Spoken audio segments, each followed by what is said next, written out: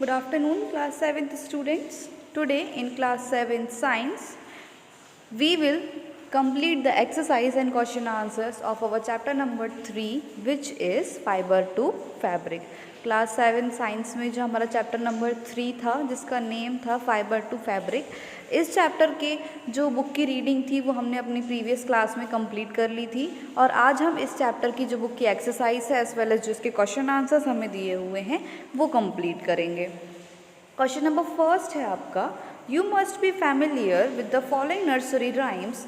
First, baa black sheep have you any wool. Second, Mary had a little lamb whose fleece was white as snow. Now अब nursery में हमने ये सारी rhymes तो पढ़ी हुई हैं। अब answer the following. First question दिया हुआ है, which part of black sheep have wool, यानी कि जो ब्लैक, अब जैसे यहाँ पे बोला गया है baa baa black sheep have you any wool, तो जो ब्लैक शीप के कौन से पार्ट में वूल होती है, तो इसका आंसर क्या होगा? Mainly the abdomen and back of sheep है वूल। एब्डोमेन यानी कि इसका जो पेट होता है वो, और उसका जो बैक साइड होता है शीप का, उसमें वूल होता है, वहाँ से वूल, उसकी उस पार्ट से वूल लिया जाता है। So mainly the abdomen and back of sheep have wool. Question B is, what is meant by white fleece of the lamb. White fleece of the lamb का मतलब क्या होता है?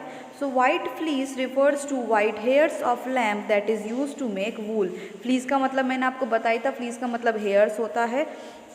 तो वाइट फ्लीस का मतलब होता है जो लैम्प्स होते हैं, जो बच्चे होते हैं वूल के, उनके वाइट हेयर्स जो वूल बनाने के काम में आते हैं, उसे वाइट फ्लीस कहा जाता है।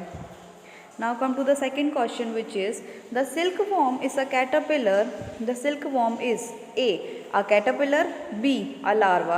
Choose the correct option। मतलब आपसे पूछा गया है कि जो सिल्कवॉर्म होती है वो क्या है, एक कैटरपिलर है या फिर एक लार्वा है। तो आपको बताना है, अगर कैटरपिलर है तो आपका आंसर फर्स्ट ए होगा, अगर लार्वा है तो आपका आंसर बी होगा, अगर दोनों है वो बोथ ए एंड बी तो आपका आंसर सी होगा, और अगर नहीं है तो फोर्थ होगा। तो इसका आंसर क्या होगा? ए। जो सिल्क वॉर्म है वो क्या है? एक कैटरपिलर है, तो इसका आंसर होगा ए। उसके बाद क्वेश्चन थर्ड है, which of the following does not yield wool. इनमें से कौन सा है जो हमें वूल नहीं देता? तो याक, कैमल, गोट या वूली डॉग। तो अभी हमने इस चैप्टर में पढ़ा है कि हमें याक से भी वूल मिलता है, कैमल से भी वूल मिलता है, गोट से भी वूल मिलता है। हमारी कंट्री में कैमल से वूल नहीं मिलता, लेकिन अदर कंट्रीज़ में ऐसे इस तरीके के कैमल पाए जाते हैं कि उनसे भी वूल मिलता है, और हिली एरियाज़ में गोट से भी वूल मिलता है। लेकिन वूली डॉग के बारे में हमने अभी तक नहीं पढ़ा, तो इसका आंसर हो जाएगा वूली डॉग। वूली डॉग से हमें वूल नहीं मिलता। Question number fourth is, what is meant by following term. यहाँ पे आपको कुछ टर्म्स दी हुई, इनका मतलब क्या है? फर्स्ट है रियरिंग। रियरिंग का मतलब क्या होता है? The raising and breeding of sheep is called rearing. मतलब शीप को पालना, उसको बड़ा करना, और फिर उसको शेयरिंग मतलब ब्रीडिंग मतलब उसको खिलाना पिलाना, ये पूरा पालन पोषण जो है शीप का कहलाता है रियरिंग। उसके बाद शियरिंग। शियरिंग क्या होता है? SHEARING, shearing. The process of removing wool from the body of an animal is called shearing. Animal की बॉडी से जो वूल निकालने की प्रोसेस होती है उसे शियरिंग कहा जाता है। And what is sericulture? The act of rearing of silkworms on a large scale to obtain silk is called sericulture। मतलब silkworms को रियरिंग करना, मतलब उसी सिल्कवॉर्म्स की पैदावार करना, उनकी पूरी देखभाल करना और सिल्क को पैदा करना, ये भी एक लार्ज स्केल पे, तो ये पूरा कहलाता है आपका सेरिकल्चर। उसके बाद question number 4 is, given below is a sequence of steps in the processing of wool, which are the missing steps at them. यहाँ पे मतलब वूल की जो पूरी प्रोसेसिंग होती है उसकी स्टेप्स दी हुई हैं पूरी सीक्वेंस में, उसमें कुछ स्टेप्स मिसिंग है, तो जो मिसिंग स्टेप्स हैं आपको वो लिखना है। फर्स्ट यहाँ पे दिया हुआ है शियरिंग। शियरिंग के बाद डैश है, तो शियरिंग के बाद क्या आता है? शियरिंग के बाद आता है स्कोरिंग। ये आ जाएगा आपका यहाँ पे स्कोरिंग, SCOURING, स्कोरिंग। उसके बाद क्या होता है? सॉर्टिंग, अलग अलग किया जाता है वूल को। उसके बाद डाइंग, ड्राइंग मतलब ड्राई किया जाता है, सुखाया जाता है वूल को। उसके बाद डाइंग किया जाता है, अलग अलग कलर में डाई किया जाता है। उसके बाद रीलिंग मतलब उसको रोल कर दिया जाता है वूल को।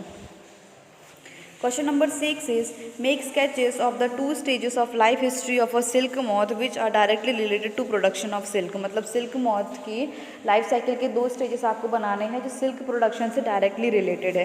तो यहाँ पे आप उसका पूरा ही लाइफ साइकिल आपको बना लीजिए। ये मेल और फीमेल ना बना के आप सिर्फ फीमेल भी बनाओ तो कोई दिक्कत नहीं है। एक काम करो, सिर्फ आपको सबसे पहले फीमेल बनानी है। फिर यहाँ पे एक्स of mulberry leaves, silk warm,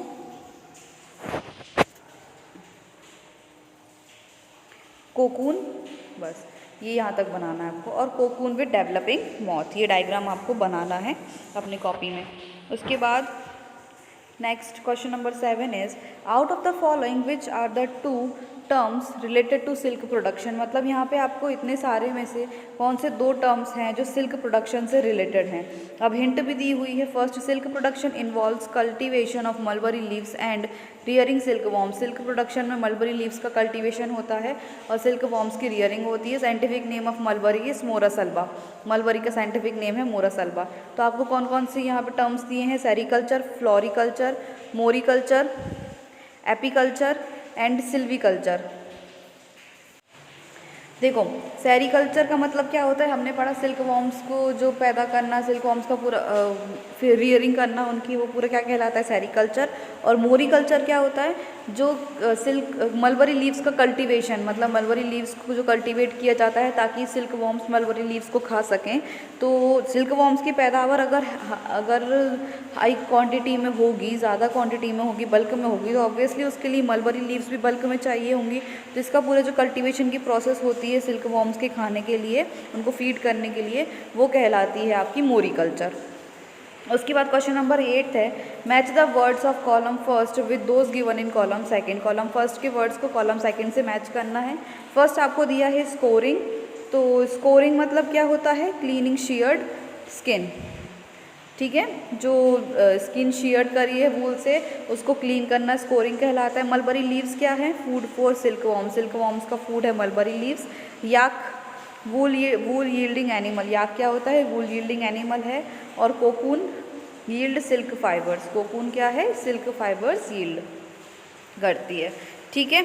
उसके बाद question number 9 is given below is a crossword puzzle based on this lesson. Use hints to fill in the blank spaces with letters that complete the words. सबसे first यहाँ पे दिया इसे D down, मतलब first second third down में है और A means across, first second third across में है। तो जैसे कि फर्स्ट आपको दिया है थ्रो वॉशिंग, यानी कि स्किन जो रहती है उसको वॉश करने की प्रोसेस क्या कहलाती है? तो ये 1D score, SCOURING score, SCOURING score. उसके बाद सेकंड डाउन में क्या है? Animal fibre. तो 2D देख लेते हैं। एनिमल फाइबर क्या है यहाँ पे? Silk, SILK silk, SILK silk.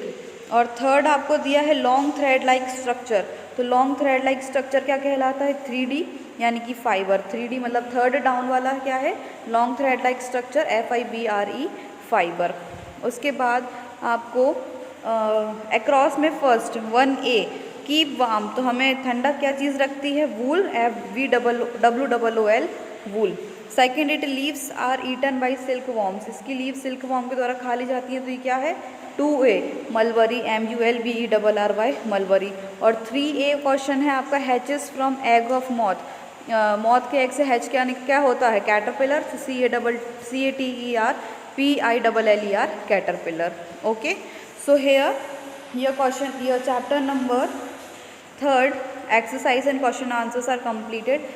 इसमें आपको क्वेश्चन 1 से लेकर क्वेश्चन नंबर 7 तक फेयर कॉपी में लिखना है कंप्लीट।